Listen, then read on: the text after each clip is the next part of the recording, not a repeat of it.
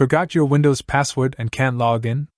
If you created a password reset USB before you got locked out, you're in luck.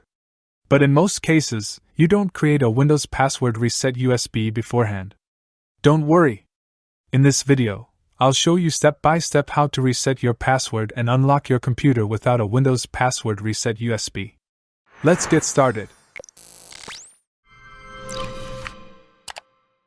When you lose the password and didn't create the Windows password reset USB, you can try to set the password with the bootable USB. The powerful Password Manager AOMEI Partition Assistant can help you do it. If you need this software, you can download it for free in the video introduction. Step 1. Insert the target USB into the PC, download and run AOMEI Partition Assistant, click Tools and Reset Windows Password. Step 2. A small window will be popped, click Next. Step 3. You need to choose General USB Flash Disk and click Proceed. Since the target USB will be formatted, all data will be deleted, so please back up the important data before this operation.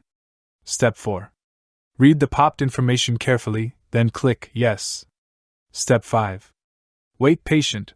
When the password reset USB is created, click Finish. Step 6. Take out the USB and insert it into the locked PC, then restart it. You'll be asked to change the boot drive, then boot the PC from the USB, select the Windows system and click Next. Step 7. All accounts on the PC will be shown in the interface. Click the target account, tick Remove account password, or Reset account password, then click Next. Step 8. If you select Reset account password, you can set the new password and then click Yes. If you select Remove account password, please follow the wizard to remove it. Thank you for watching here. See you in the next 2 videos. If you have any questions, please leave a comment or send us an email.